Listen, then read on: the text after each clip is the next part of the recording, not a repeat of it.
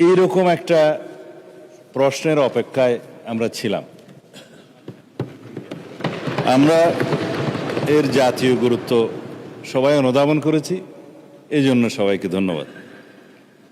কিছুদিন যাবৎ আমরা সবাই লক্ষ্য করছি বাংলাদেশের সরকারের প্রধান, তার স্ত্রী, তার কন্যা, আমারও আছে, আমারও স্ত্রী পুত্র কন্যাকে দিয়েছে, অনেকেরই গুরুত্বপূর্ণ রাজনৈতিক ব্যক্তিত্ব এবং সমাজের গুরুত্বপূর্ণ ব্যক্তি তাদের পরিবারের সদস্যদের নিয়ে অথবা রাজনৈতিকভাবে প্রতিপক্ষ বিবেচনায় যে সমস্ত কন্টেন্ট সামাজিক যোগাযোগ মাধ্যমে ভার্চুয়াল মিডিয়ায় প্রকাশিত হচ্ছে স্বাধীনতার নামে এবং মত প্রকাশের স্বাধীনতার নামে, সেটা আসলেই মত প্রকাশের স্বাধীনতা কিনা সেটা পুনরায় সংজ্ঞায়িত করা দরকার।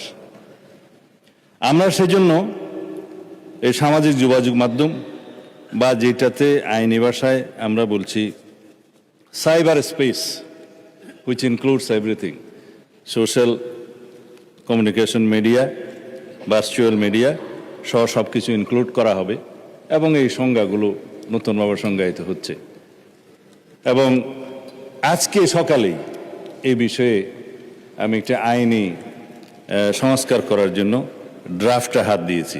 তা আমি জানতাম না আজকে এই কোয়েশ্চেনটা এখানে আসবে, এবং এটা মন্ত্রণালয় হিসেবে তথ্য মন্ত্রণালয়ের বিষয় যেহেতু কোরিলেটেড, আর এখানে সংসদের একটা বিধি মোতাবেক কেউ না থাকলে আমার জবাব দেওয়ার একটা বিধান আছে, সেই জন্য মাননীয় চিফ হুইপ একটা চিঠি আপনাদের দিয়ে রাখছে।